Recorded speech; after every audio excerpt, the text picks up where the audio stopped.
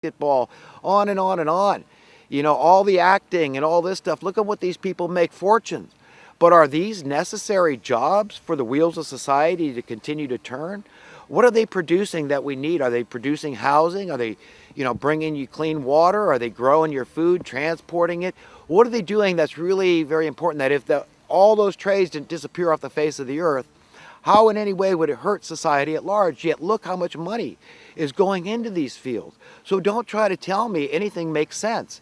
Adam Smith points this out in his book, The Wealth of Nations, that, look, if there's one occupation that's so lucrative, so many people would quickly rush right into it that it would obliterate, any special, price scale, to that business. So that's the way it would work in reality. But we've got all these tricks out there like the educational industrial complex, where it's really essentially a buy-in. So if you want one of these good jobs, you got to get up close and personal with the people that have those jobs. And then you got to, kind of suck up to them and kind of emulate them and, kind of get the inside scoop. Well, how do I get one of these good jobs? Because you see, if the job is so great and wonderful, fulfilling and fun, everybody would get into it until it was, saturated. And so you wouldn't be needed in that field. Okay, but the truth is, why on earth would we ever dishonor and marginalize and subjugate people that are performing jobs, albeit they don't take great educations, but jobs that are critical, essential to the welfare of the society as a whole, as a collective? Civilization, to the welfare and well-being of civilization. But yet look where we're at. This is exactly what we've got going. We've diminished the worth of the working class, and this is not right. This is wrong, okay? And you can only be on one side or the other. There's no middle ground here. You can't say, well, a little inequality is good, or okay or justifiable. We're not talking about individuality. I mean, I'm never going to be equal in height to that guy, whatever the case may be. I'm never going to be equal to that woman in my ability to give birth. But you see, when it comes to economics, we should and can all be equal, and someday we will be. You see, when truth is ruling over the affairs of men, I should, say Jesus, when the Spirit of Jesus, when He's ruling over us, okay, takes charge. That's what we're going to have. We're going to have truth ruling over humanity. And the truth is that this planet belongs to God. And we are all God's children, equally loved. That's what makes us equal, that love of God, and His goodwill toward us.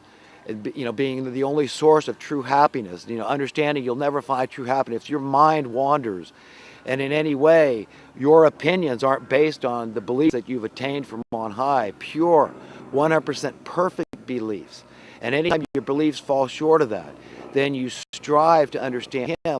This is what we've all got to understand, okay, is that there is perfection in the mind of God, and it's available to all of us if we just ask for it, if we reach for it. We say, look, I don't want to think on my own here. I'm a miserable failure. I need you, God, and I love you for being there for me when I need you, to correct me when I'm wrong, and to teach me the way you would be, because you don't hide the truth from me. You know how you want it to be for me. You want us all born free. You want the best for all your children. It's something any parent out there wants for their children. Not even just good parents, but all parents can understand this philosophy that you want the best for your children. You want them safe, secure, content, joyful, prosperous, free, secure. Okay? That is reasonable. That is logical. And is it by any way unreasonable, illogical to suggest that is what our divine parents want? That is what God Almighty wants for us? How is that religious? To be an egalitarian, to be an equalitarian, to say, I can never find happiness by believing that it's okay to subjugate anybody in any trade at all. To understand that the reality that I should offer my brothers and sisters, everybody across the board, is one of the same I want for myself and my children. That's one of being born free, not born beholden to the money masters, this corrupt system. This is a satanic, corrupt system. Jesus said the love of money is the root of all evil. All, not some. All of it. All social ills can be traced to the money, okay? This is a matter of fact. This is a false competing God for our affections and our attention. And the rulers of the world use that. They keep us in reverence and fear. This is another thing Paul Craig Roberts pointed out, because I think I digressed there on what his point was. But, he made a couple of points about that. The fear that these people, one chaos, that one set of, crises over here. We got, all these problems, all this, and we get overwhelmed and inundated. And this is the only way they have to extract reverence from us, to stay relevant, okay? Is this perverted fear, this perverted reverence they impose on us. And here's Paul Craig Roberts. He's a Republican guy and working for Reagan. And he actually commended Obama recently, because Obama said, off the cuff probably is the way Roberts was conveying it, but Obama said, look, you know what? I don't see how going to war with Syria with Assad is going to be in our best interest. I mean, we're stuck in a quagmire all over the place over there. We screwed the hell out of Iraq and Libya and what the hell's going on in Afghanistan. We can't leave now. We got to keep 5,500 troops there in perpetuity, or they can always extend it. Like kind of like QE 1, 2, and 3. QE perpetual. I mean, why not? Just keep destroying our currency. Just keep the wars going forever, because it's good for Wall Street, bottom line. I mean, what would the economy be without the wars? There's nothing going on. Trade is at a standstill. Consumerism, demand is completely through the floor. So, everything would crash around us if they keep prop it up with chaos and crises of one kind or another. So these people are calculated, they're diabolical, they know what they're doing. We've got to understand that. We've got to get ahead of them here. And the only way to do it is just understand how they've deceived you and deluded you and confused you and disempowered you through their lies and propaganda, okay? You've got to just be honest and say, this is wrong, this is right. It's not okay to believe that wealth disparity is okay. Okay, what we need is full prosperity, okay? I don't care that this guy's got more possessions than me. That's not the point I'm trying to make. You can have as many possessions as you want, but you got to take care of your own crap. If you want 100 houses, well, good luck. Or if you can muster up, the love to have people come and help you take care of the house. But look, you can only live in one house at a time, wherever it is in the world. So my idea is make it like books at the library. We've got all these books. They're just saying, and if this book is popular, we got to make more books there, And if this area of the world is popular, we make more houses there. I mean, it's a no-brainer. You say, well, I want to go live on Gilligan's Island right now. So you key in, Google Gilligan's Island and housing, so that's your house. So then you book your plane, whatever, and you say, yeah, I've got it. It's vacant. It's and that's it. That's the way it goes, man. And every house is beautiful and cared for. I mean, that's it. You see, people do not want to sit around being self-serving, decadent slobs. We want to serve each other. So that's how a perfect world, an idealistic world would work, is that you're letting your conscience be your guide, your dictator. That's it. You're saying, you know what? I've got to contribute. We're so blessed. There's so much abundance and prosperity. I'm free. I could do anything I want at any time, live anywhere I want on the face of the earth anytime. I'm living in safety and security. There's no crime, because there's no incentive for crime. There's no abortion. There's no anything. Think of a negative thing. It will not be there. There will not be debt. There will not be dubious war. There will be not anything like that, because those things are all the effect of the love of money, you understand? That's what these things, it all comes down to.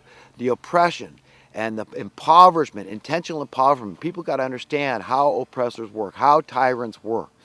They need to keep the joint wrecked up, because this is how they maintain relevance, and how the way they gain more relevance and more control, greater security for them, is by more and more trouble. And, we're going to have to go through a period, like the Bible describes, the period of the Great Tribulation. And I think we're into it. With Russia going over there and bombing the hell out of the rebels in Syria, you can see things can be changing dramatically. And what's going on in Israel with all the skirmishes. I mean, things everybody knows. You can feel it osmotically, even if you don't watch the news. You just feel this foreboding feeling that, we're gonna, humanity's, going to go through this traumatic thing, like the Bible describes. It's like a woman giving birth. It's very, she's in travail. It's a very troubling period. But then, once it's done, it's done. I'm going to pan over here for a second at these sun rays because they're so spectacular. Check that out.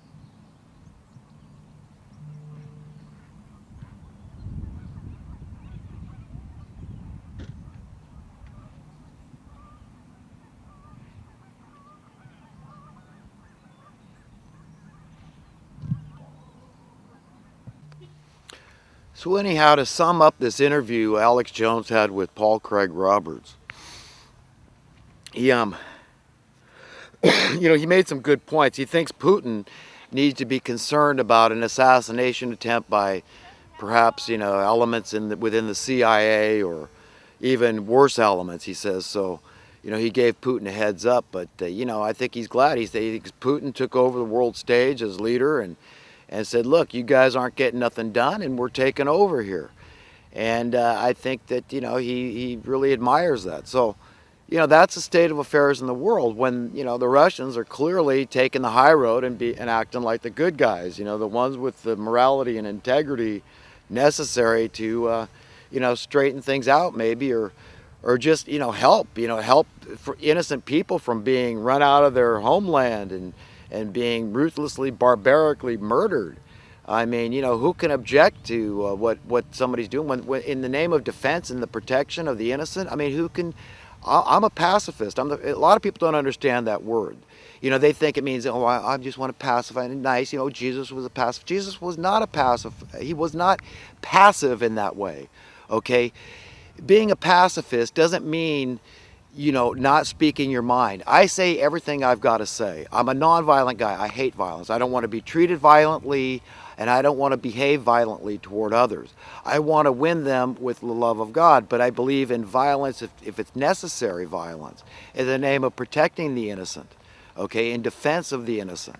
Okay, so if somebody forces your hand, this is what logically it must be done. This was the whole thing about Jesus, demanding the disciples to carry a sword, to his crucifixion, even though he didn't want them to use it to prevent his crucifixion from taking place. He didn't want that because this was prophecy being fulfilled. But what he was saying was that, that this was, necessary. That, people, whatever you call yourself, you don't have to call yourself a Christian. You just call yourself a decent human being, and you care about the welfare of your fellow human beings. And a man does what a man's got to do, and God knows that. And it's like trying to silence the righteous. The stones will cry out. Trying to silence the disciples, the follower of the teachings of Jesus. You can't do it. I can't do it. Okay? That's why I make these videos. I can't shut up. I get everything off my chest. I don't have anything threatening to say to the evildoers except the fact that they're going to go to hell, and they will go to hell. If they don't relent and they don't repent, they are surely going to hell because their fruits are rotten and they stink to high heavens, and they've lied and deceived the whole world. Okay, what we have amounts to a beast system. It's like Satan himself was in charge of the world at this point. Okay, that's what it's like.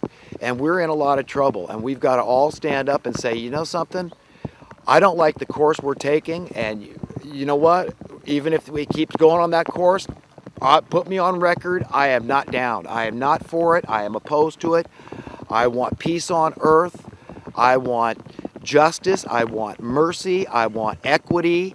And I can't shut up till it's done, because that, once the light of truth fully washes through the world, burns it up like this unquenchable fire the Bible talks about, then that's what you're going to get. You're going to get humanity living in peace and safety with one another, in prosperity and security and full freedom. Okay, it's not going to be selective. It's not going to be exclusive. It's not going to be a privilege. It's going to be a right. It's going to be an entitlement. It's going to be everywhere, ubiquitous. You can never be content. And if you can't be content, you can't be happy in a world where that's not our reality. So we've all got to just understand some fundamental truths about this world and, you know, the kind of world, the kind of society, the kind of civilization we should be preparing